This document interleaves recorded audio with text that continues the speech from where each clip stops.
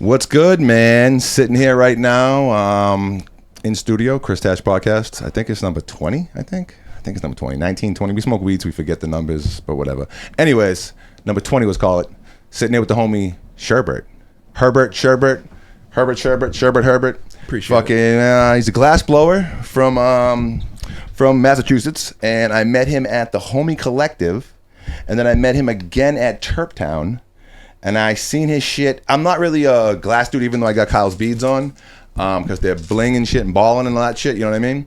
We'll talk about these if you want. But I did know that what you do is I saw your pencils, and we'll get to all these pencils and shit. But the reason I really wanted to bring you in is because I am someone who loves marketing. I'm someone who loves, I don't want to say gimmicks, 'cause that's not the word I'm looking for, but like a niche, novelty of it. Yep. And for someone that doesn't know much about glass, as soon as you were like pencils, I'm like, oh shit, I've seen those. Hell yeah. So it's like, what's up, man? So thanks for coming in. Thanks Very for bringing welcome. some fucking glass. Appreciate the invite. Absolutely, man. So first things first, where you from? Well, I grew up in Wayland, right next to Framingham. Say, where the fuck is Wayland? Yeah, it's like 30 minutes west of Boston, out in the suburbs. And I live in Brighton right now. Okay. Yep, so blowing glass in Boston since 2011. I was gonna say, so you blow glass in Boston? Well, it's actually Somerville. I was gonna say, because so when you think of glass blowing, now we'll get into all this shit, but like glass blowing it's not a new thing by any means, but like cannabis is kind of a new thing, right? Like cannabis isn't new by any means, but legal cannabis, like marketable cannabis products, novelty, shit like that, all brand new stuff. When you think about glass blowing, like you never think about people blowing glass like in the city.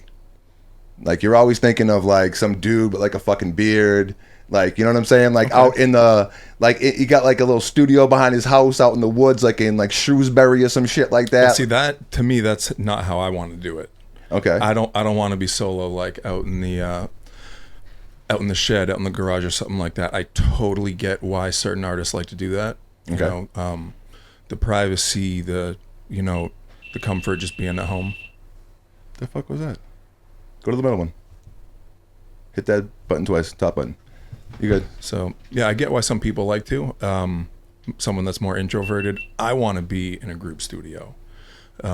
Group studio? Yeah, like the room I'm in right now has 6 stations, and it's in a building with like, I don't know, 50 different types of artists. Okay. You know, there's like dressmakers and digital artists and sculptors. My favorite artist that's been in there was a guitar maker. Okay. Who made these electric guitars that were just... Okay, yeah, I was thinking acoustic. He's got like celebrity clientele. Like he had someone like playing this thing on like the Super Bowl. Like it was really cool. That's dope. And so at one point there was 6 people in the room I'm in. I'm still all blowing glass. I've been in the same studio for 13 years. Yep. Okay. All right. So back to the very, very, very beginning of your glass blowing thing. Now, because I think what's going to happen is, I think a lot of people don't know a lot about glass blowing. I think there's like, I don't want to say stigma because that's not the right word either, but like the stereotypes isn't the right word either. So misconceptions, you know, about what it may be. And even just you saying that right there, already me going, oh shit, there's more to this than I thought there was. Do you know what I mean? So how does one get into glass blowing? Obviously, when do you start smoking weed? I mean, 12 years old? I guess freshman year or something. Freshman year, okay. Remember the first time you smoked? Yeah, of course. Tell me about it. Some friends hanging out in the backyard, just I don't know, just kind of typical. Where'd you get the weed from? It's friend to school. No special story like no special that. Story. Usually someone steals it from their parents is usually what it is. Nothing that like or like an older brother or sister usually is the culprit. Nah, nothing like that. All right, so you're in the backyard with your buddy smoking weed in the fucking 90s. All right, how old are you? 40s? Something like close to that. All right. He's a very mysterious guy. I don't know. I'm 43. I don't have anything. I'm 42. 42 or 43. Yeah. So the 90s. Yeah, because I'm trying to picture back. So now people blow glass. Okay, so now if I said, hey, I'm going to blow glass, people would be like, oh, that's not that random. Okay. But in the fucking 90s, all right, as a pipe maker, it was like very underground. This is what I'm talking about. This is what I want to get to. So See, there's a method here, man. I'm good at what I do too. Okay, all right. So there's levels here, all right. So like, how does one go from like in the backyard, getting the bag of weed with their buddies, to being like, all right, we get a pipe. Now being like, all right, I want to make pipes. Mm-hmm. How does that start? Pretty much like that. But well, when I Because was not every stoner does that. no, for sure. And we've all had our glass pipes and like, oh, this is cool. And you might realize that, there's silver in it. You might realize, certain things about it. But there was for me, there was a particular piece that my friend brought me home from San Francisco. I was like, just get me anything, like on Haight Street, just get me a pipe. Because at this point in time, was a while back. Yeah, at this point in time, for people that might be younger, they don't understand. I get what he's saying. At this point in time, that's a silly thing like to say. It's a ridiculous thing to say. But at the time, it's like it was a big deal. Would you get me a pipe on Haight Street? Because that's just like super official at the time. 08. You could go to jail for pipes at one point in time. I mean, Tommy Chong went to jail for bongs, but that's not even what I mean. I mean, out of Operation Pipe Dreams, he's the only one that went to jail. Out of 50, I heard it was the 55 top earners in the pipe industry. So it's there's a movie called Degenerate Art. If you guys haven't seen that, it's a glass blowing. It's basically about the history of pipe making. Have you seen that? No, I haven't. It's made by Slinger. Guy goes by Marble Slinger, and came out in probably 2012, and it's good, and it covers that and a lot of the stuff that you'd be asking about for sure. Yeah, it's I don't really know. This is going to be the most in-depth conversation I've ever had about like pipes, and Cool. it's already super interesting because I'm already thinking about stuff that I just didn't even think about before. So back to like the 90s. Yeah. Okay. All right, so you're in the 90s now. You're like, all right, we're smoking weed. You're like, fuck it. Like, I'm going to be the one of my friend that makes pipes now. Well, yeah, but they were out of like plastic bottles and crap like Did you that. have It was a long time until. Did you have an affinity for glass before pipes? Like, did you like you never like worked with glass art before that? Nothing like that. So okay. So take me through your first pipe. There was a guy. Okay, there was a guy that worked at the grocery. I used to work at Whole Foods before it was called Whole Foods. It was like Bread and Circus or something like that, right? All right. And there was a guy that I worked with that was definitely one of your introverted glass blowers who was blowing glass in the garage or something like that, and he had these cute little pipes. I don't remember having a glass pipe before that, but so that was like local. I wish to God that You're talking about like little guys, like way something smaller, like way something smaller. like this. The particular ones are way smaller, but they were beautiful. Yeah, around that size. Okay. I wish to God I could talk to that guy, and I wish I had those pipes back. Why's that? They were just beautiful. I mean, at that time, the amount of colors available on the market for borosilicate glass was like super limited. Now there's like hundreds of colors. Borosilicate glass. See, like we're already like.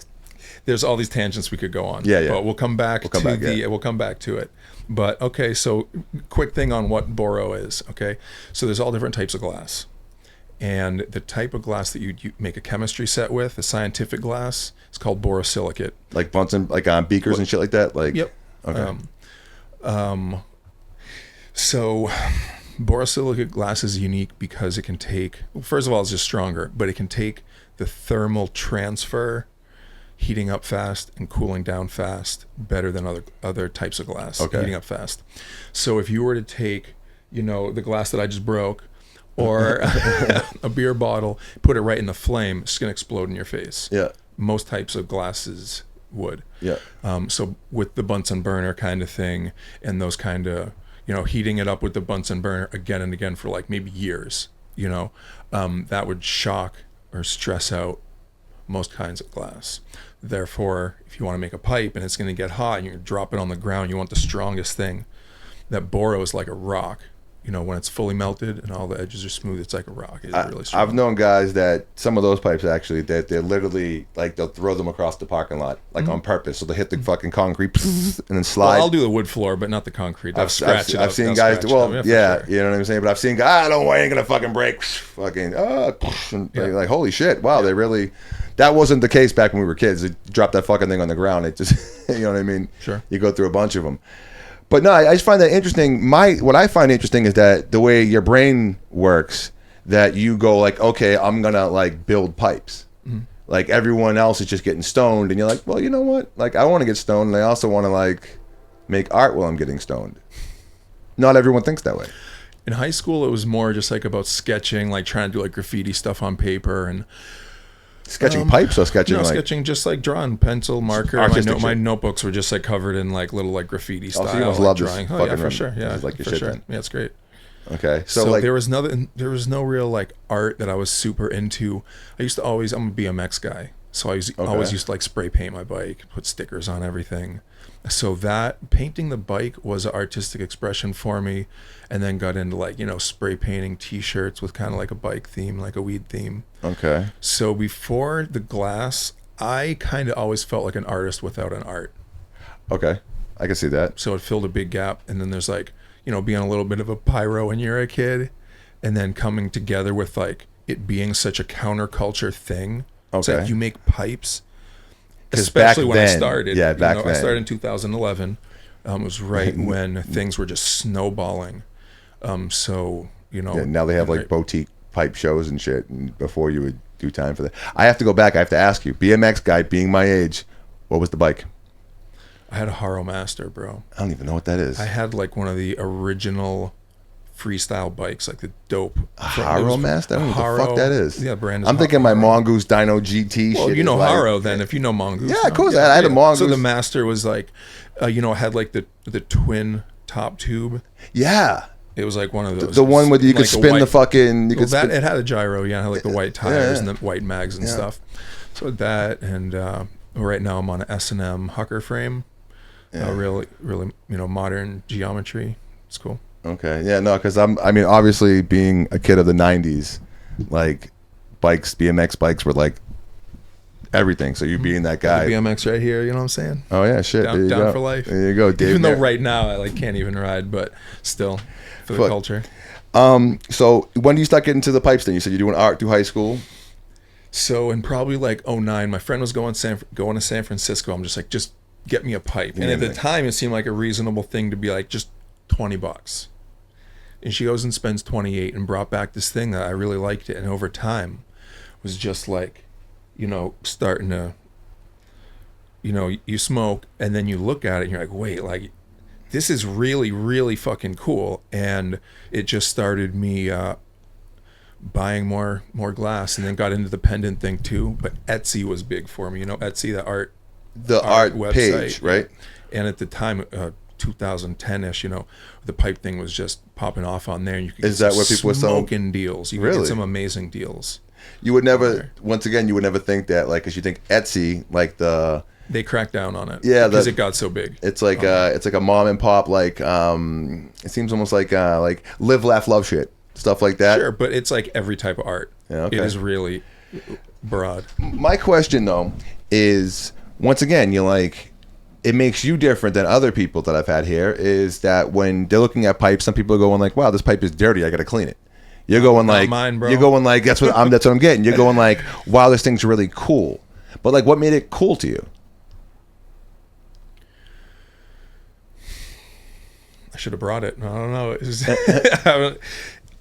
just had beautiful colors. You and still it was the same? You have the really- same pipe still? I have broke it twice, and I still have it's repaired twice. You like, because you know obviously know how to repair Yeah, glass. my homie repaired it for me, and then I fixed it years later, a second time. So you're just keeping that thing fucking forever. Do you remember the first piece that you actually made and sold? Yeah, of course. Yeah, first. I was collecting. Okay, so collecting glass, and then ended up at a glass blowing event called the Pipe Classic at the Byrne Gallery in Burlington, Vermont, in 2010. Pipe making competition. This is almost 15 years ago. Yep. So 12 glass blowers, week-long thing. There's 3 stations. So over a week, these guys each make these 8-hour pieces or 12-hour pieces or something like that. It's incredible. And then on the last day, we vote. And small tangent, but basically that event is a big part of the reason I'm blowing glass, because I was meeting artists and like meeting the shop owners, and really like I was just kind of fell into the culture, and also seeing some of the material on the bench is actually what inspired like the pencil thing. I saw like a stick of yellow glass and did like a double take, and then like saved the idea, and then 6 months later was blowing glass. So that there's like the long version and there's a short version, well, I'm looking at these things, and we're going to keep looping back around at things. Now, Looking through this room, all right. So I know all the people that did the art in this room. Most of this, almost everything in here is personally done. I can appreciate that. For me. That is very cool. Well, if you take everything off the walls, there's like personalized. It's all personalized. Everything is. Oh, I got the Velcro. Everything I got the Velcro, bro. I love that. Everything is that's so when people come in, they can put their stuff on the walls. Mm-hmm. You know cool. So, but up there. The reason I say that is because even him particularly. So I'll see these guys go to the walls and shit, and like artists and shit like that. Now I'll see people do like these crazy letters and blah blah blah blah blah and all sort of stuff. But then there'll be people that do characters and whatnot. What I'm trying to get at is like sometimes the simple stuff. People like that, like I can do that. It looks super simple and easy, right? Is the hardest shit in the world to do. And people make it look so fucking easy that like you think that like someone drawing a smiley face, it's like, oh, that's fucking easy. But it's like, no, the roundness of that smiley face, it's like, it's if you know what you're doing, you're like, holy shit, that's fucking insane. Can I relate that to the pencil? Well, that's what I'm trying to get to right now. Exactly. Because when I look at this, I go, this doesn't look like it's that hard to do. But then I go in my head, this guy has 120,000 Instagram followers. He gets paid a ton of money to fucking do these things. And he makes a great like living in notoriety getting around doing this shit. So it can't be fucking easy. Okay, so with the classic pencils, you know, for the past 13 years, that is definitely something that, say, my detractors like to point out, or even my friends when they're just busting my balls. Okay, here we it's go. All good. But basically, what I like to say is it's simple to make a pencil, but it's not easy to make one look like it's worth $100 or to make it look like this. You know, to have these colors connected this smooth and to have this tip shape like that and to work the colors nicely takes love and care. And that's it? Yeah, of course. So yeah, they were a little rough for a while, but they've been pretty consistent for the past 10 years. How well we can like see something like that and come out a little bit. There it is, bang. But it's like this. I mean, if it's silly to say like, but it feels like a pencil. And once again, these simple things to me, like I know better now. Like, and when someone does something like this and it looks simple, what that means to me is they've done it so many fucking times that now they can do it in a way that it looks like it's easy. Sure. You know what I'm saying? Like that's just from my experience. That's what I've found. Because every time, me, just because something goes by quicker doesn't mean that the price should be less. You know, the pieces aren't, you know, art in general. It's just not always based on how long it takes. You know. So I've seen people blow glass, as I mean, everyone has. But my brain's confusing right now because I'm trying to figure out. I know they come in like these rods. So what are you doing? Like dropping rods on top of other rods, or for that tubing? Something I don't know. I have no idea. You have to tell me. These right here, the way the material comes is usually about a 7mm rod by 20 inches. So this diameter right here, this is a section of like unmelted, like unmolested rod, right? This is a weld right here where I connected this caramel to the orange. Okay. Super smooth. Okay. And so basically that's how we buy the colors typically. And when you say super smooth, you mean like that there's a weld right there. I mean, I had a blue rod and an orange rod, and they're both melted in this torch flame, and then touch them together, and then rotate, and then smooth it on like this pad, and melt it again and smooth it. In terms of using the color, usually you buy the color in rods. Now you're holding that one hitter, that jumbo thing, that yellow. Okay, this hollow one right there. Yeah. You know, there's different ways to make tubing, man. Yeah. So for like this blue color, you can dig. You know what a coil pot is in clay? Picture if you had clay and you had like you rolled it out and you like put it in a spiral and and you like coiled it up into like a cup. Okay. Right? And then smoothed it out. You can do that with glass.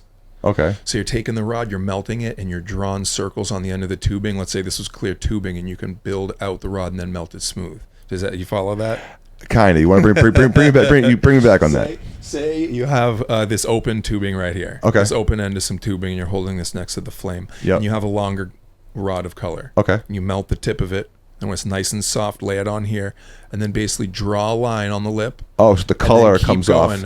And you're just drawing the color onto the lip, spiraling. It's like lipstick.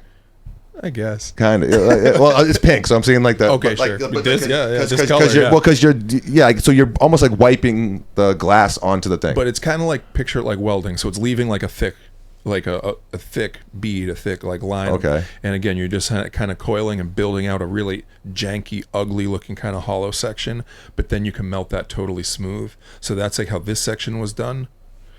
This yellow section is done by a vac stack.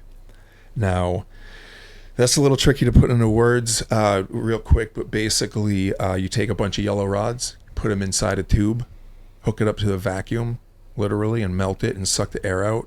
And then what you have is, if you look at all these lines, you can see the rods in there with the clear melted around it and kind of sucked in there. Do you have the this there because of the grain? Is that what you're going for? I have the yellow custom pulled by Golden Gate Tubing Company, which is like the official guys to work with. Instead of me just making like so much yellow tubing, getting a couple pounds of it and having it ready to go, so I can focus on like designing a pipe instead of just like. Also, if I made it, it wouldn't look like that. That clean with that vac stack. Now on this one right here, I make the gray part. This is also made in house. The blue's made in house. The pink is custom pulled from another artist that again specializes in pulling color tubing. So it looks perfect, and just having it on hand ready to go is great. You said you're making your own colors too? Use the color to make so I made the tubing with color. Okay. And clear tubing. So what is going on here? So that is sandblasted, and then there's like a gold enamel. You don't melt that's that. That's a collab. Okay. That's a collab. So I made that like pink ruby pencil and sent it to this other artist named Green Tea. The letter green and then the letter T, Green Tea Glass. Okay. You should see this guy's fucking pipes. Like for real. They're like they'll like touch you. You know what I'm saying? You're like, wow. So he sandblasted it, and then however the gold is applied, and it's mostly permanent. Like I know I have so many questions. I know that like collabs mean more. I know that because you get like, it's almost like having like different singers, I guess, on a collab on a track, or it's getting different. It's like it's harder to get people together.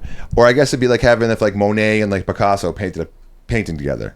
Like that would obviously be worth more money than just one of them painting one off. I guess one of my questions is, you keep talking about pipes.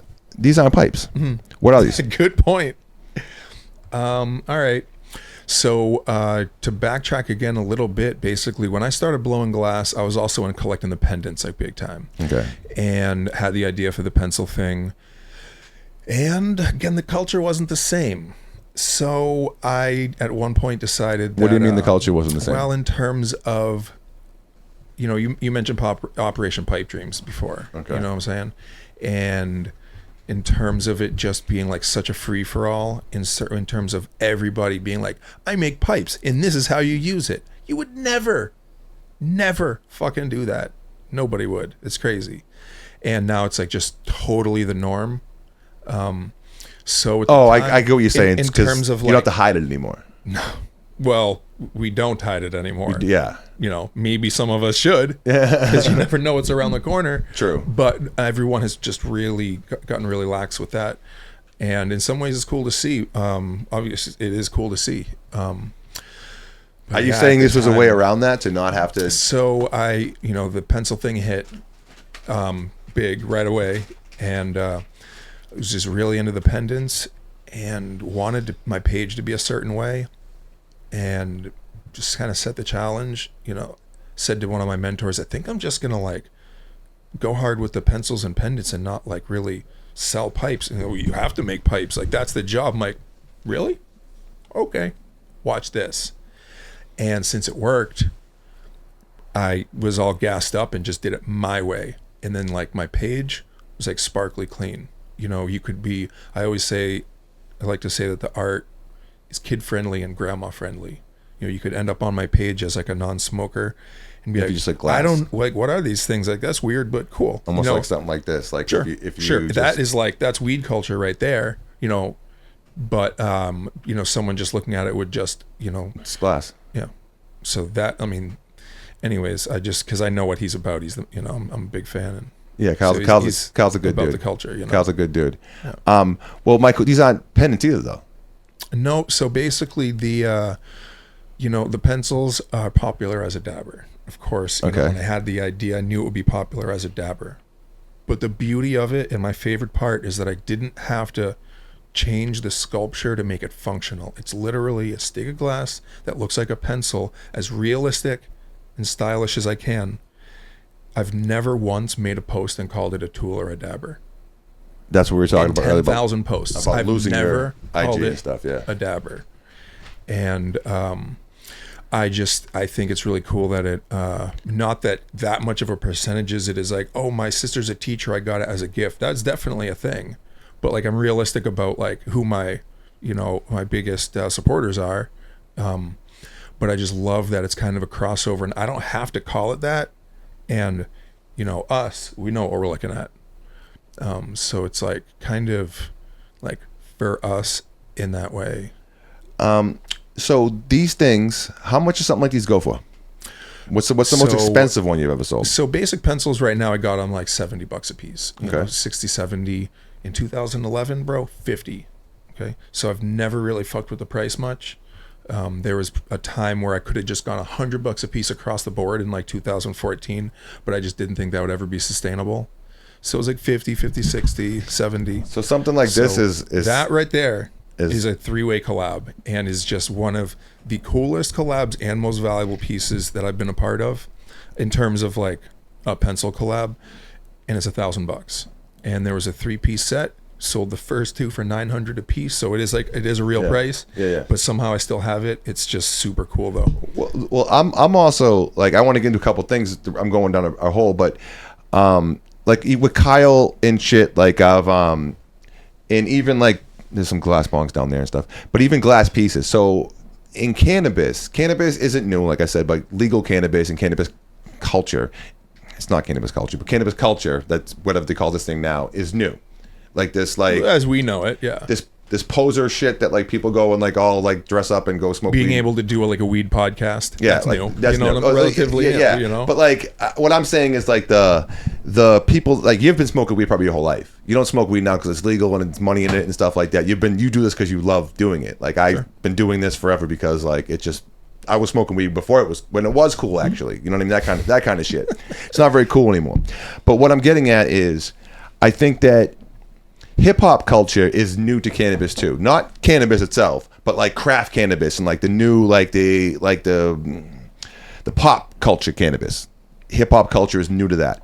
Glass, dabs, concentrates, all that shit, brand new to hip hop culture. Hip hop culture though is balling culture. Balling the fuck out culture. Like whoever has the best shoes, best car, best clothes, best blah blah blah. Smoke the most blunts. Who can fucking get the best thing, or they got the most jewelry on, that kind of shit. Like you can smoke 40 blunts, bro, but my fucking my chain is 50K. It's like a dick. I'm balling out more than you. So what the weed culture, the cannabis culture and the hip hop culture started to do was, okay, now they smoke craft cannabis. Now they sit at these clubs and these lounges. They think they do.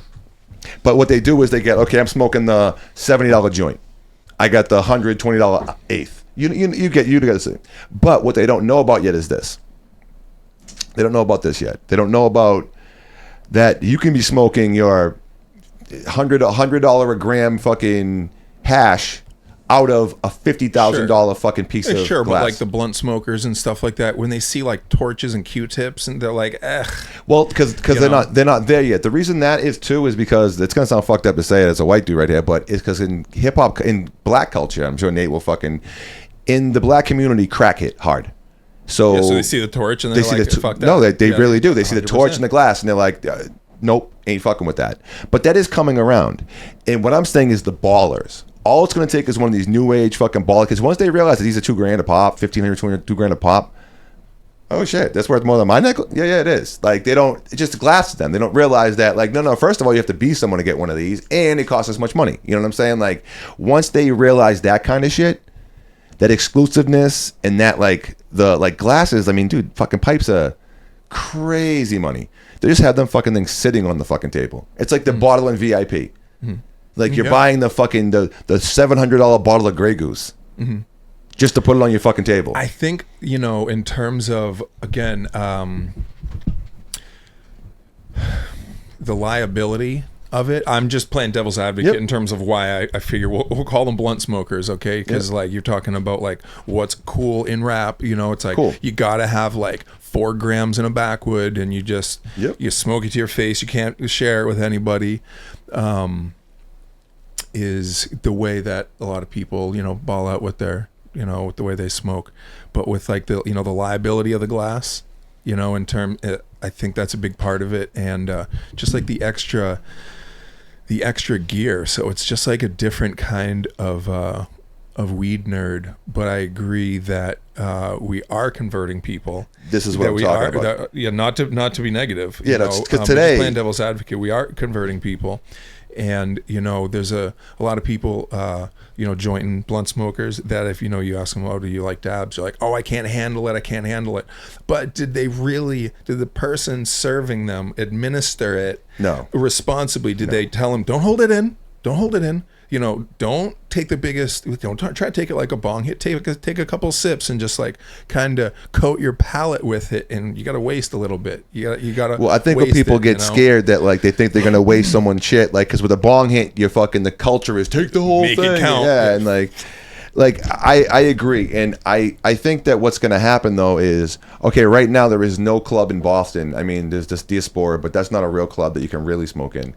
There's no like license. Fun parties there. There's no license place. Yeah. In Massachusetts besides Summit that you can actually consume alcohol. I mean, I consume cannabis in. There's no license place in Rhode Island besides THC Club, Tetrahydro Club, that you can actually consume cannabis in. But these things are going to start popping off. Mm-hmm. These things in time, 5 years from now, there will be, because kids don't drink now. Like the kids don't do drugs, they don't drink, they don't fuck, they don't smoke cigarettes, they don't do none of the cool shit. They don't do any of that shit anymore. But they do smoke cannabis. Cannabis is like on the fucking rise, huge. So all these clubs. Take your word for it. I'm telling you, like so all these lounges will stop popping up.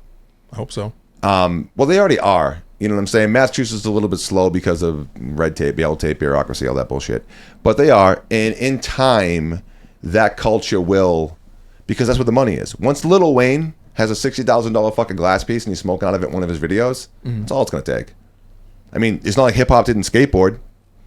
That's fair. You know what I'm saying? Like, so it's like, it's all it takes is one guy to be like, hey, I'm balling out with a fucking $30,000 glass piece on my neck now. Oh, you can do that? Oh, remember it was gold and it went to platinum. And it's like, because this culture is, it's just, and I think that this right here, in like 3 or 4 years, 5 years, this is going to be where all the fucking money is. I would love to see that. Thing. So, in terms of the club thing, though, just like one thing, a lot of bars are become really lax about, you know, people just blazing in the cigarette areas and stuff and like that out on like the patios. And actually, when I was in Miami, I was at this cool wine bar restaurant where it was just, you know, it was a free for all. I mean, it was kind of known that. There was the way they have like a beer garden at these places. It was kind of a wine garden, and it was just known that you can just smoke all you want out there. It's great, but it was like classy. It was super cool, hip, not fancy, but classy and like just really cool spot.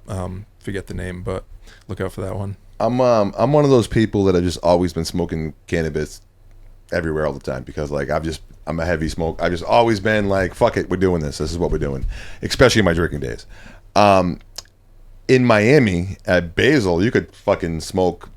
I was smoking in restaurants, like weed, like at the table, and then like the woman's like, "Do you want an ashtray?" Like that type of shit. Like fucking yeah, I was smoking like right at the like table. Florida. Yep, in Miami, amazing. In Wynwood. That was like 3 years ago.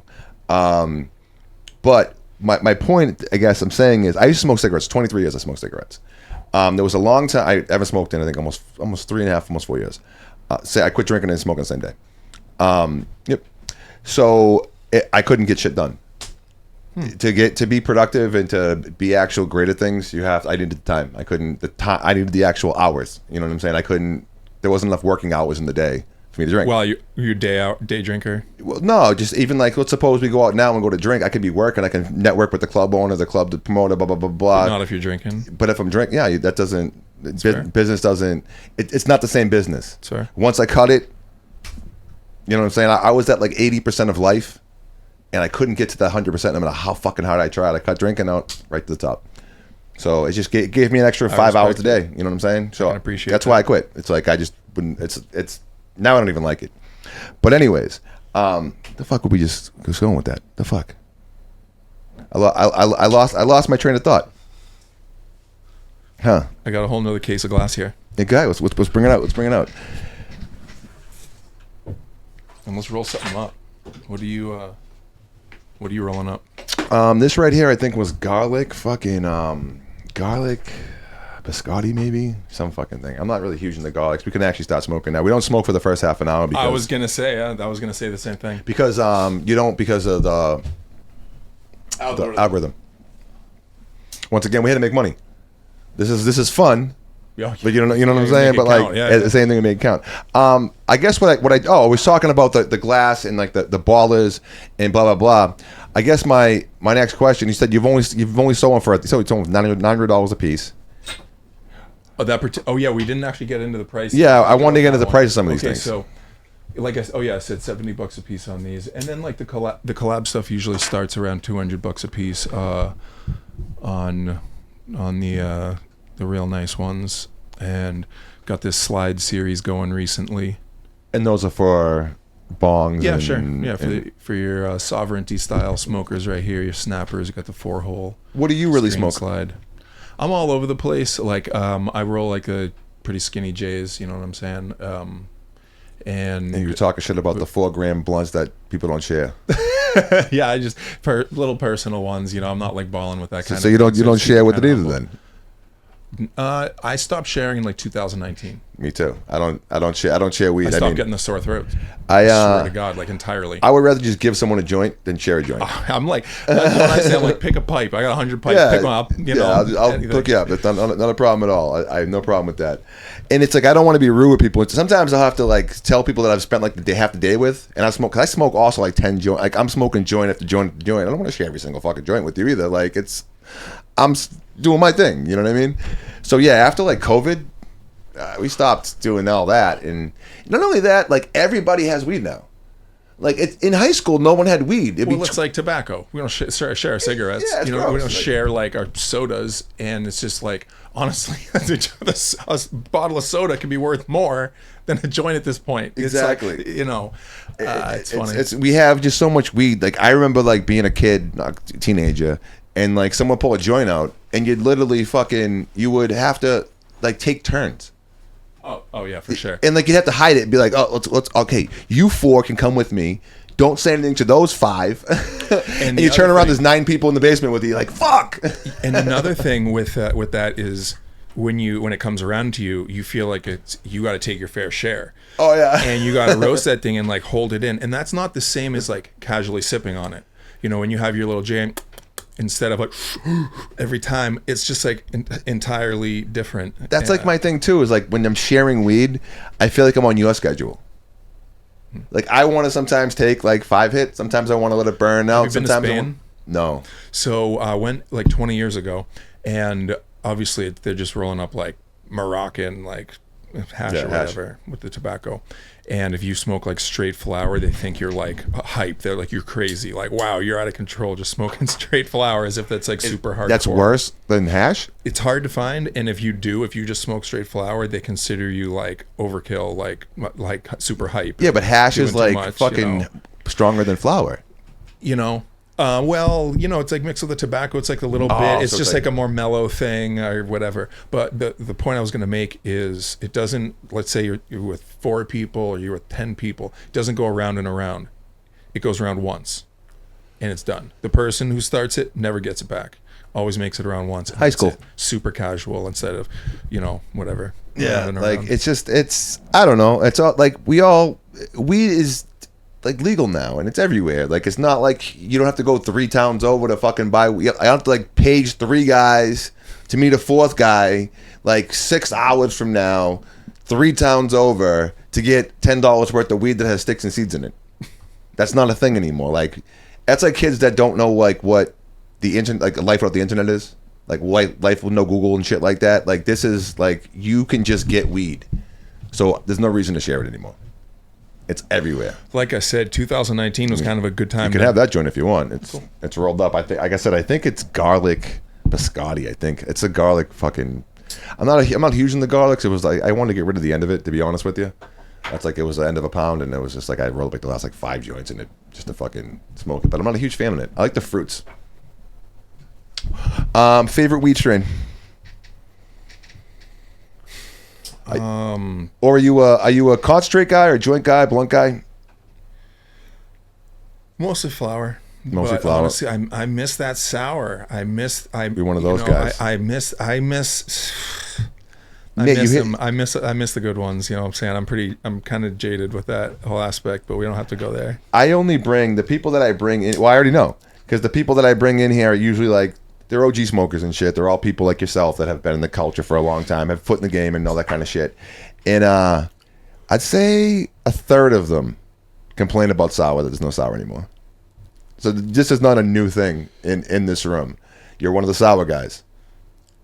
I don't blame you. Scotty was a sour guy. There was a point in time where Scotty smoked nothing but sour, and Scotty wouldn't even smoke like the fake sour. Like, it had to be the sour, because like sour guys know sour. Like, it was 5 times the price of what things are now. Yeah, like they like sour guys. Like, they fucking is like, I'm good at it too, but those guys like, no, fucking, like, they just know. You know, you're one of those guys. So joints, sour, but there's no sour left. What are you smoking now? Are you a sativa indica guy? I've been getting by on freebies for a while. You must love that. Okay. You know, get like little samples at the booth, and then got like a judge's kit, and then you'll make a trade once in a while or something like that. But I've been keeping it pretty humble. You know what I'm saying? So I can't really complain too much, since I'm not like going out and, you know, trying to go find the most expensive thing or something like that. But I stay out of the dispensaries. Oh, fuck that. I mean, what I'm saying? I know people that own dispensaries, so I do support them, and they're good people and shit like that. I know cool dispensary owners too. But to be honest, it's kind of, this is a whole tangent, but basically, talk to me. The dispensaries killed the glass pipe industry. Why? Well, they made it so that, how do I put it? In a kind of a discreet way, my clients, the people who buy expensive glass, they're going and getting real jobs. You know what I'm saying? The people, dispensaries like cancel out all these like you're right. All these enthusiasts. You're right. You know what I'm saying? No, you can say what it is. Yeah, the people that sold weed on the black market, the gray market. No, it's okay. It's what it is.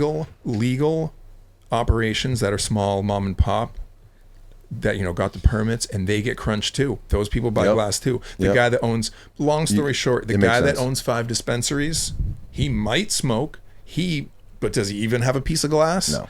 And like he's got all, you know, a bunch of employees who are like about that life, but on that hourly, you know, salary, are they buying like sick glass? You know, so that's like sure. But like, we're trying to cater to the people. I'm trying, even though my stuff's not worth $10K, I'm trying to cater to the people that have $10,000 pipes and stuff like that. Do you ever think you're going to make $10,000 stuff? It's not. You know, the way the market really peaked hard in 2014-ish or something like that. It always comes back to my man. It always comes back. That would have been a good time to like kind of chase that with like the expensive rigs, but never, since I kind of stayed with the trinkets and the pendants and the smaller stuff, and never really pursued trying to make like the most badass rig like at all. I never really pursued that, for better or for worse. I guess that's not one of my goals. I mean, everyone has different, make a $10,000 piece. Everyone has different shit. You know, you're probably trying to just get your shit into the most hands possible. That's been the goal. You know what I mean? Like I said, I know what your stuff is, and I'm not like a glass pipe guy. But I am interested in what you just said though. About, I never thought of, I mean, because I think all the time about how you would think, oh, it's legal now, more people smoke, some more glass, right? Yeah, but not expensive glass, because that's heady people that... The dispensaries have $15 pipes. You also need, like, expendable income. That's where you're going with it. You need expendable income, fast money to buy expensive stuff. And dispensaries cut that. To take that a level further, is I think that...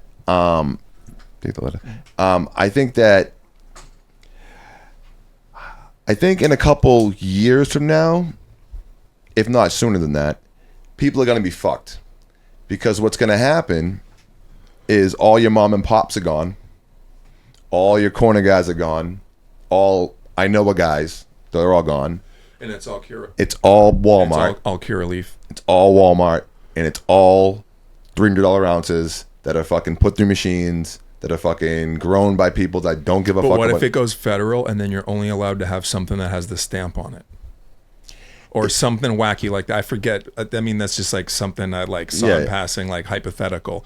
But you know, what if you're only allowed to have like certified, you know? But what's product. gonna, like, these people, they're getting like, oh, we get like ounces of weed for like $100. It's like, well, that's fucking old warehouse weed from fucking 2 years ago. It's like, well, you know what? If you can't tell the difference between that and that, well, then you. But what these people don't understand is that they're just pushing out all their trash for money to break everyone else in the game down. And then what's going to happen is, as soon as all those people are gone, that trash weed is going to not go for $200 fucking an ounce, because there's going to be no way to stop them. On top of that, vape pens, and which is super convenient. I totally fucking get it. I don't mind having one around. I don't spend like spend on that kind of thing, but like I end up with like the samples and stuff, whatever. You know, it serves its purpose. It's real slick. You know, I totally get it, but it's so readily available. And like some people, once they switch to the vape cart, they're not going buying a rig. I'm sorry, that's just like, you know, once they go that way, that's pretty much it. I think those are the people that aren't weed smokers. I think those are the people, right, that are like, they smoke because it's legal.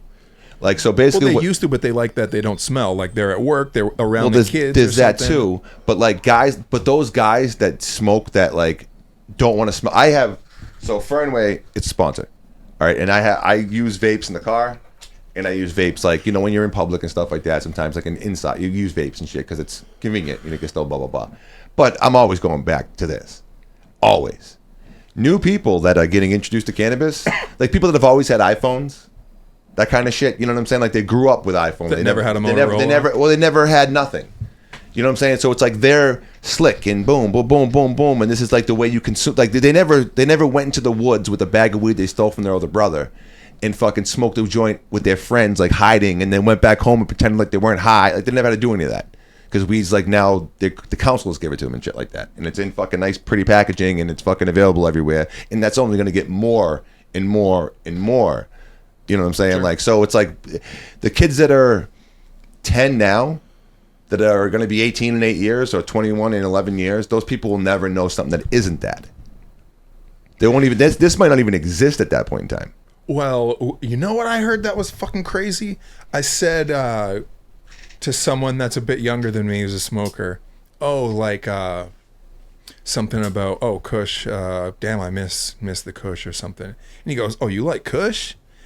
Because they ruin the word and call like this low grade something or other as if it's like a generic term for like a certain. They ruin that word. There's like a generation of people that don't realize that was really really, really good. And it was also like a place you get it in, like it's a like that's a place in the world too.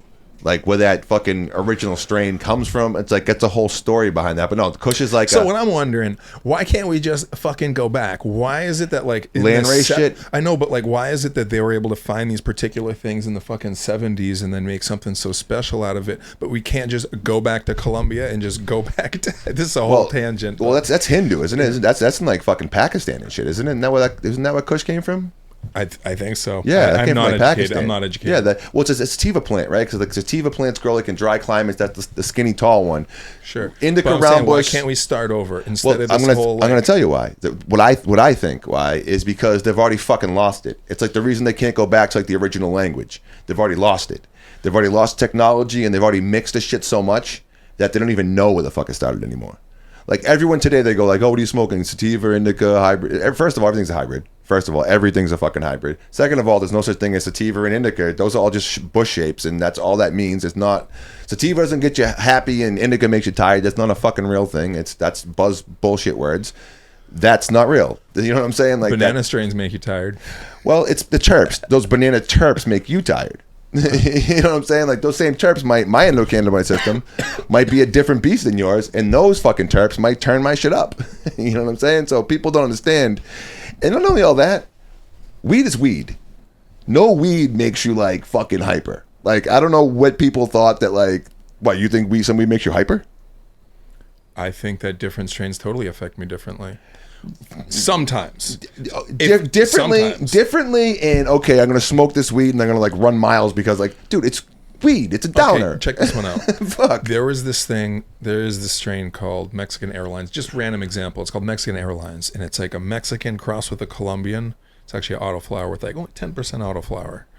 And, the description is like,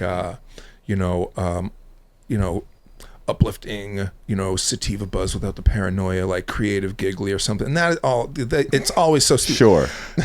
I mean, because at least it claimed to be something that was, whether it's a land race or not, something that's not been like overly mixed up and mix. And it definitely made me feel a certain way.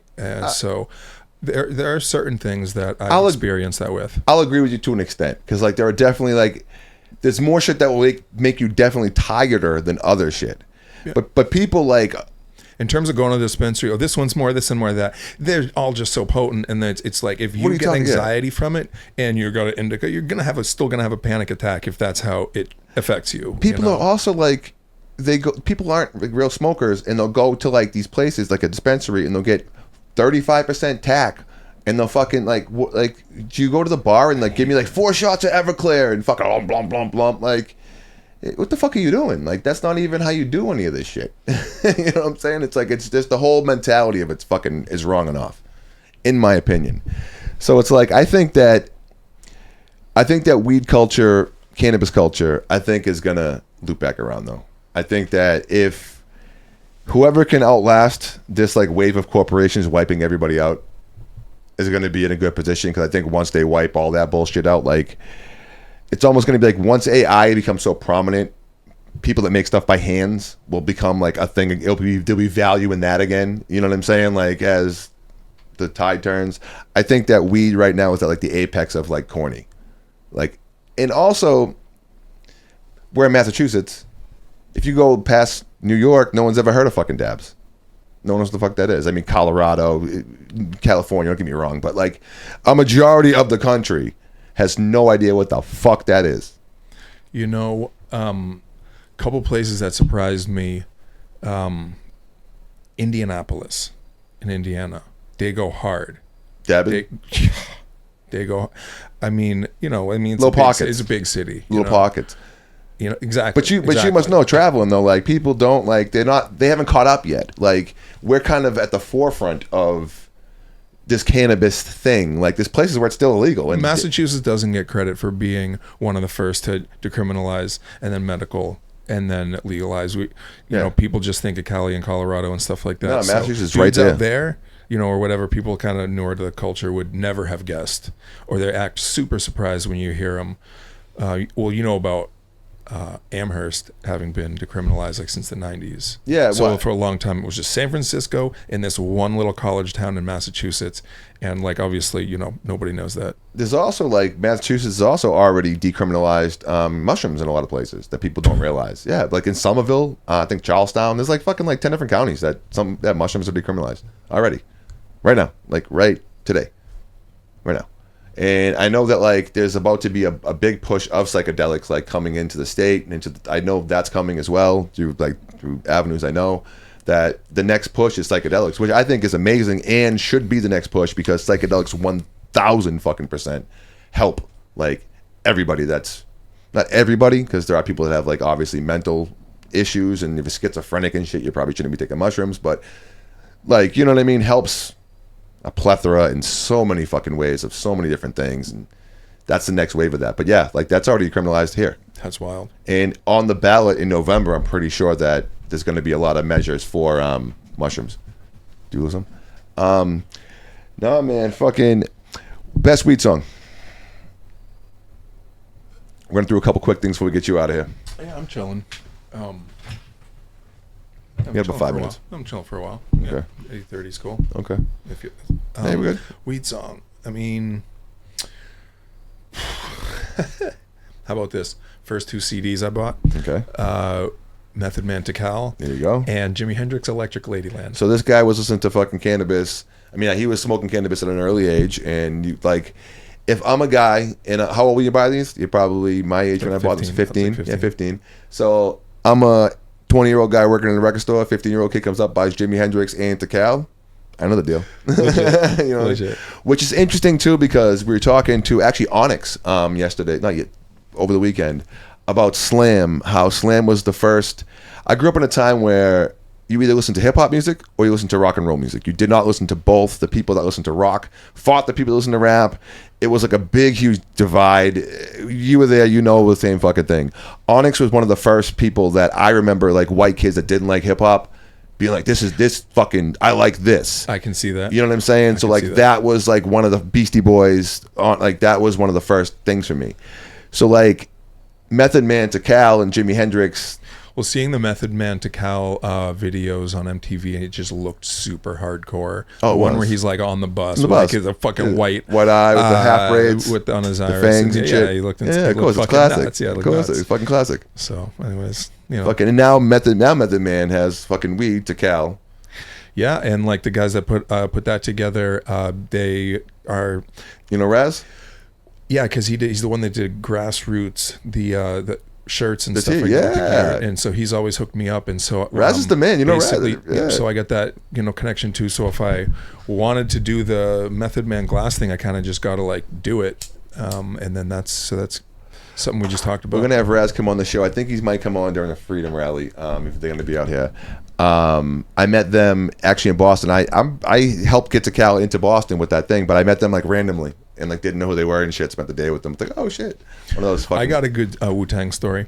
So okay, how do I keep this quick? I made a T-shirt for Jizza, brought it to a show, small venue. Not the one we just did. No, this is probably 15 years ago. Made him a shirt. Worked my way to front row, gave it to him, like, you know, after a couple songs, like small venue, was like quiet for a sec. Hey, I made this for you.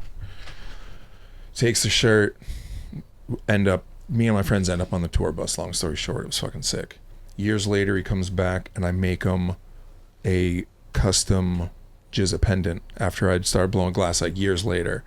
Worked my way to the front row. Hooked it up, put this thing right on. The G? It had, the shirt had the G, but the pendant was just kind of like a disc with his name in it and like a couple horns. And so he like threw it right on stage. Anyways, just like a groupie story, like a fan, like, but that was like a super proud moment. Now you saw, have you had anyone else with you rock your shit? The guys that have been the most supportive or like kind of been the coolest with me would be Paul Wall, Be Real, and Burner. Burner is actually the first person to pay me $400 for a pendant. Okay, how'd that work? Daughter. How'd that happen? I'd sent a gift pack. I think just DM. I guess I just DM'd him way back when it like, and he actually responded or something. I offered him like a little gift pack, sent him a pencil plus like a pendant or two for his daughter, and she liked it and asked for more. So he hit me up for her birthday, and I sent him this little like picture of a bunch of pink stuff, and he picked like 3 or 4 of them. So that, as you can imagine, how fucking thrilled I was, you know, blowing glass probably like 5 years at the time, 4 years or something. So yeah, I was elated. Yeah, because Berna is obviously in the cannabis community a big deal. It's like he has a funny ass line in one of those songs. It's like that Canada's his biggest client now. Like when like the way he says it, I think it's a Jadakiss song, and the way he says it, he's like I filled up the jet, like flew over the border, like landed in Vancouver, like made $20 million in 10 minutes because Canada's my biggest. Because Canada's my biggest connect, and then flew back, and it just made me think like, wow, that's come a long fucking way. And like I'm willing to bet all that is correct. Like all that is probably exactly happened. You know what I'm saying? Like because you can obviously Cookie's brand, he's fucking filling up, and Canada's legal now. For me, I was a fan of the music before like the brand, and it was just like, you know, people say, you know, he's not the best rapper. I thought the music was fun to listen to. I just thought it was cool. You know what I'm saying? The content at the time, the way he did rap about weed was different than a lot of dudes, and so when you know people try to, you know, talk down about the cookies thing or for him for whatever reason, you know what I'm saying? Why do people talk down about cookies? I'm just kind of just like neutral about it. I don't know. I forget. Yeah, I don't know, but I don't know why there'd be anything bad about No, it. as if like yeah. I mean, he's an alright rapper and shit like that. It's a commercial brand. It's what the fuck Sure. it is. It's you know, it's all. Speaking of like rappers, you brought him up there earlier. Like you saw Jizz. How'd you feel about the Jizz at Chirptown performance? It was cool. Yeah, it was. You Cool. fucked with it. It was cool. I felt like he was just in a really, really, really bad fucking mood. Like he just. He was ready to leave. He didn't seem like he wanted to be something. There was something else going on that like I wasn't privy to, that he wasn't happy about. That's the way I felt about it. Like, and some of the people that were around me felt that same sentiment.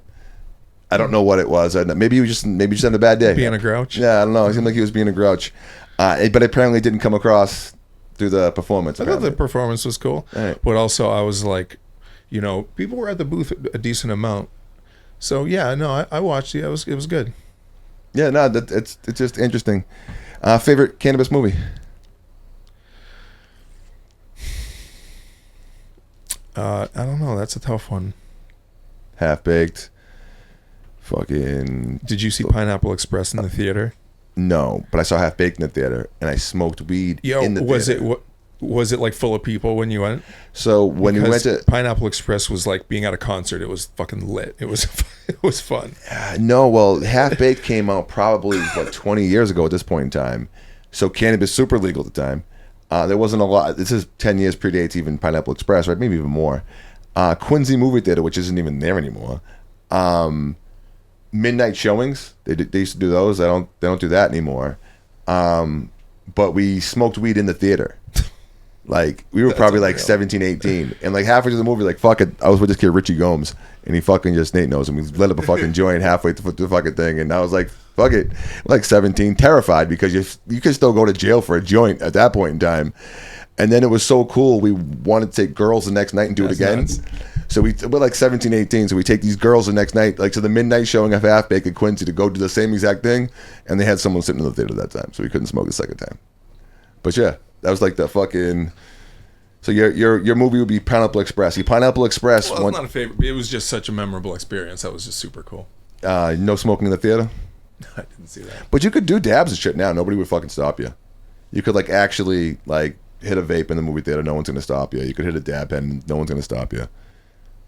Some of this shit now too is like absolutely insane. They have like fucking like live resin diamonds, fucking like mixed in like fucking like THC goo, like fucking like with golden fucking. It's crazy. Like the shit caviar, fucking. You know what I mean? Like, and you take this shit out and it's like sparkly and it's got balls in it and shit. And it's just like you hit this shit, it hit you once and you're like, I don't know. I can't even fucking. To me, that shit is like. It's like smoking crack. You know what I'm saying? Like it fucking, it's a lot. It's a lot. Can I do the show and tell on the You can the do rest anything. of the pieces? You can do anything you fucking want, man. I like that. Yeah, I like do anything that. you want. We got about 10 more minutes. Do what you fucking want. Cool. What's the globe here? All right. So yeah, this is kind of a freestyle piece. I did one. I've only done two of these. What's the best way for me to hold this for a little zoom in? You're gonna want to go in the camera? middle one. The middle one's gonna be the best. Yeah, like right that, there, like exactly right there. Yeah. Just tell us what it is too. That's a globe. Hawaii right there. So yeah, I mean you could call it a freestyle. I did one probably in 2013, then did this one in like 2017, just random like that. So here is a pipe. We were talking about pipes earlier, and I've always made pipes. You actually asked me about my first. Yeah. But I made a pipe like first day I took some lessons. Mine was like you know what you should make for a pipe? Someone should make a 2-liter bottle. Like, and have like a cigarette burn in one of the sides of it, and then have like the top look like tinfoil. Like you should make like old. Someone should make that. I don't know why no one's like. Maybe they have. Maybe someone did make that already. But just thinking now, that would be fucking dope. Yeah, that would be wild. There's a guy that makes crushed soda cans. Yeah. But that one, that's some crack shit.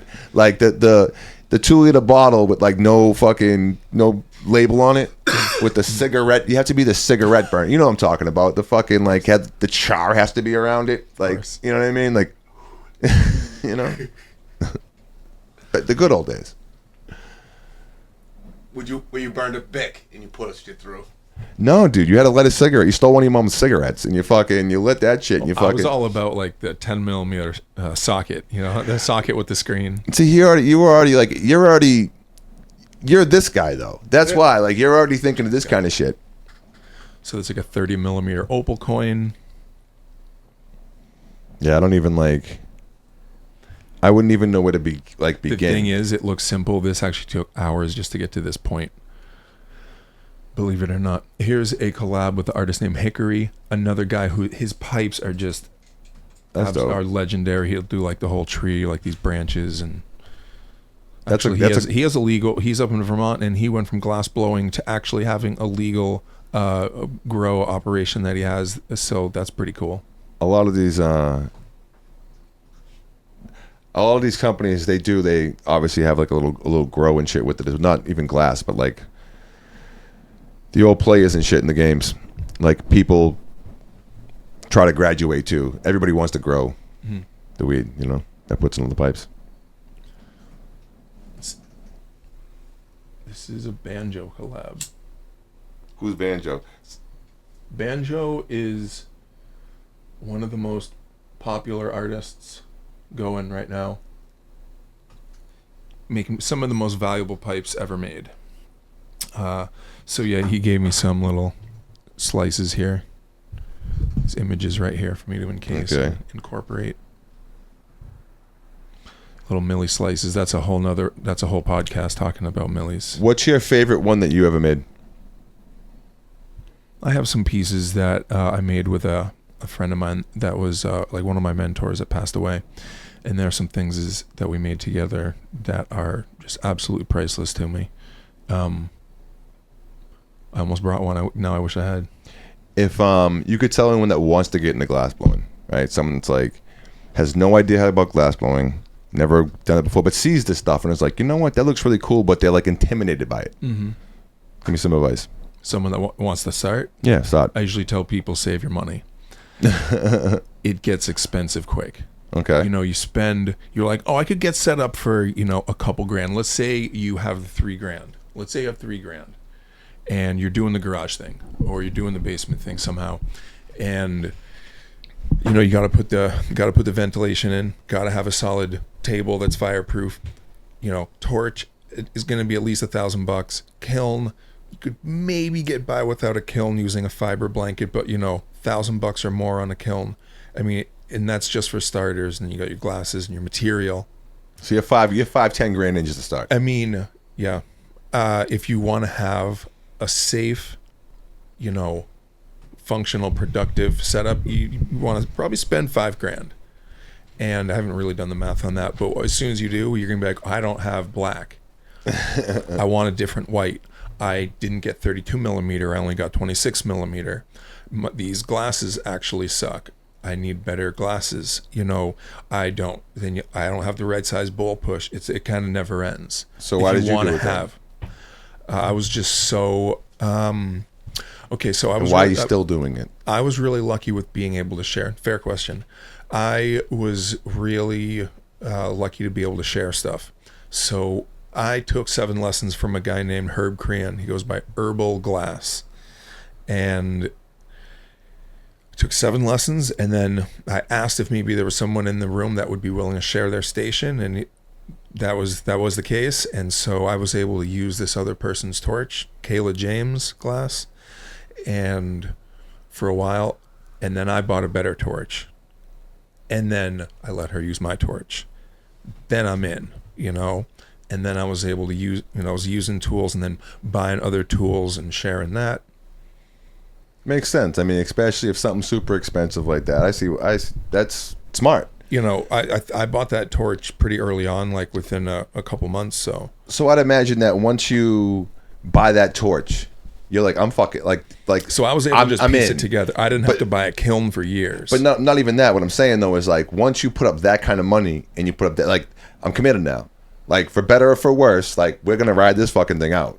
Like, and obviously it ended up working out for you good. But at that point in time, you have to be like, I'm grand into. I haven't relived that in a while. It's like, and actually kind of incredible to think about it. And like my buddy Jeff, who I mentioned that passed, No Dice Glass, he let me use his kiln, and that's maybe more expensive than the torch. So that was major. It's like almost this. Like once you buy all this shit, like we're gonna use it. Mm-hmm. Like we're gonna learn to use this shit, and we're gonna use it. We're gonna fuck it up, or we're gonna succeed, but we're gonna try. And there's something exciting about that too. Just like that, putting it all on the line and being like, especially pipes and glass back then, not being even now, it's becoming like a thing. But it was very frowned upon. Like it was so taboo. It was like you couldn't even call them pipes. They had to be called like water bong, smoke tobacco, like it was like fucking, it was code words and shit, and like you had to like go behind like a fucking, like you get buzzed in and the whole fucking nine. They're behind shelves, and now they're like, it's out, and it's, would you rather have it like this or like that? Would I want to go back to the mid 2000s when it was totally underground? Yeah, totally underground. Purist. Maybe that's, I have to calculate that one, but it would be fun to start over in some ways. There's some things I would do different if I was going to start blowing glass again, just like a little earlier like that. There's some things I would do different, but I'm saying it's now though. I'm saying like now, is it better? Like, would you rather have it, or would you rather go back tomorrow? Like, nope, all this shit's back underground. Everyone's IG's fucking gone. I guess, yeah. Well, I guess in terms of what we're smoking, since it's been legal, quality is like worse and worse. It's pretty rare that you have something where you're like, damn. So yeah, that's okay. That's why actually, like, I try to smoke any weed that's even in dispensaries, which is, and some people I know that been on the show and stuff, and they grow great weed that is in dispensaries. But man, I've seen some of these judges' kits and shit, and I'm like, I have like 4 or 5 different strands on me right now that are better than anything in that kit. But fucking, so I'm not touching that shit. It's all the same, like lime green, almost the color of that shirt, like orange with the orange hair in it. Fucking, it's almost that's like what almost every bud looks like. I started tie-dyeing shirts. So I took one of mine that I worn a bunch of times and just tried to like frame it like this and just kind of fucking around. So a lot of fun. No, I'm not even saying that. I'm saying it's just like that all that weed is like fucking. It's like, don't even worry, Nick, because we're gonna wrap this up right now. I'm gonna have him fucking. I told you I was gonna die. Last about an hour. So yeah, man, it was great talking to you. You got some dope shit over here. I hope some people will check with it. We're going to talk to this camera right here.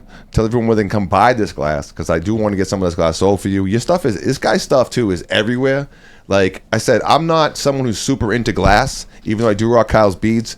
But I knew what his stuff was because his brand is so strong, and his marketing is so good that he's getting himself into places that, you know, you're becoming one of the more known glass blowers. That, I mean, because if you got on my radar, so I encourage what you're doing, and it's dope. And I think it's just cool that you have a passion and you did it. You found a cool way to express that. The pencil thing is dope. It's unique. No one else is doing it. It was really like the timing and the fact that I've always been into photography made a big difference with like the Instagram and pumping it up and getting the brand out there. And I was just posting like constantly and like having fun with that, along with just getting into the glass. So I think with in terms of the brand recognition, the timing was crucial. Are you trying to do anything else to get your name out there besides Instagram, or like are you trying to be mainstream and selling these things? It's such a standard in the industry. Like, you know, you're a tattooer. Like, I feel like the tattoo industry is another thing that you know, was really like affected and like kind of, you know, pumped up by Instagram, because it's such a great, that's the type of art that it's like great, you know, thing to like photograph and film. So I don't know what would replace it. I don't know what would replace it. But it just seems to me that like this in particular, stuff like this is like, if you got this in front of enough eyes, like if 1,000 eyes saw this, 10% of those would buy this thing for $70. This thing for $70. Like, you know what I'm saying? These right here have their own aesthetic value besides cannabis. Because there's people that love glass. There's people that love pencils. There's people that work in office buildings. There's people like, this would be a great gift for someone that worked in an office building. Just go right in your desk. You know what I'm saying? Like, this is, but these kind of things that I automatically go to, it's not even cannabis. It's like I would give this as a gift to someone that worked, you know what I'm saying? Like had a business or something like that. It's a really cool gift to sit on there, get a little stand for it, and Sure. you know what I'm saying? Like, Appreciate the kind words. yeah, like, well, I don't even, I'm not trying to sell you my event, but like, this is something that like, if you sat down in front of like just people, 100 people seeing these, I feel like five people would buy them. No, the you know what I mean? The event you described definitely sounds really interesting. Yeah, like that, Cool like concept. because these are something that even if like suppose I don't smoke dabs, I still might like this, just because I like the way it looks. It looks cool. You know what I'm saying? And the price point is really fucking good, especially if you want to get into glass, because the price point for glass is really high. So you could have a piece of glass from someone in the industry that's well known for a pretty reasonable fucking price, and that's something that like it's a good starter piece. For people that collect shit, you know what I'm saying? There's a lot of value in this, it being pencils and shit like that. That I think that I hope you're seeing the aesthetic too, because huge market, man, huge market. Like the people that go to Staples and shit, you know what I mean? Like the people that go to Blick. Sure. If you go to Blick, like this should be coming up on your Instagram. Like maybe not this one as much, but this side. You know what I mean? It sucks that they shadow ban my account just because it's like they do like the guilt by association kind of thing. So they jam me up real good. I would actually I'll try to get you involved in some other events that aren't even cannabis events as well too, because this is something that will cross over into other things. I think if you see people seeing your art, I think that we could not that we could, but I could help sell your art. I think it's a great concept. I really appreciate the support. A great thing, and I love that. And energy, bro. Thank you. If you want to look right here and tell everybody where they can find you, where they can buy your stuff, all that great shit. Cool. Well, the Instagram is Sherbet Glass Art, not Sherbet. Sherbet. It's a commonly mispronounced word, but Sherbet Scoops is a secondary page I have where I run auctions all the time. And the website's sherbetglass.com. Tell us real quick about that. You said you run auctions. Yep. So yeah, the Sherbet Scoops page. Yeah, it's probably like 2,000 posts on there, and I'll run usually stuff that usually shooting for $100. I don't really do stuff that's too. So people get pretty good deals on that, is what you're saying? Like it's yeah. They go from like 50 to 150 kind of thing. Depends. Good shit. So I'll run pendants, pencils, marbles. Got these little scoops, and then you got your joint holders, and like the marbles and like slurper accessories. That's different, right? Yeah, like with the line paper right there. Mm-hmm. You got your carb caps, and just bunch of fun little trinkets and stuff. Yeah, there's definitely there's it's I like what you're doing, man. I like what you're doing a lot. Thing I wanted to show you.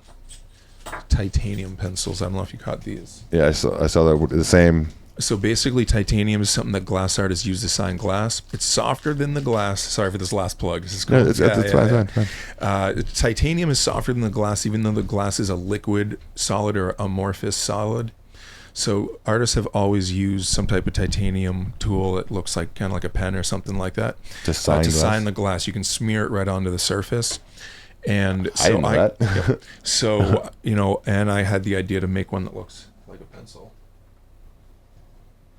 Looking for one that's already signed. And so that's what these are about, but they also look pretty cool, right? That's just kind of fucking dope that you can write on glass with this. That's just a dope concept. Here we go. This one's signed. Check this out. Hard to catch on camera. Oh yeah, no, yeah, I see it. But it's like totally permanent. Yeah, to I see touch. it. That's cool shit. Thanks, man. That's dope shit. So you said Sherbet Glass? Sherbet. Tell them. Yeah, sherbetglass.com. And yeah, the IG is Sherbet Glass Art. Spell it? Yeah, SherbetGlassArt. That's what it is, man. We appreciate you. So, another episode in the books. Like, subscribe, hit the bell, all that good shit. Just hit 1 million hits on YouTube. Appreciate you guys for that. Sense lives, Marty forever, and fuck Kurt Schilling. Peace. Nice. Before you go, let's do this real quick. So, Nate.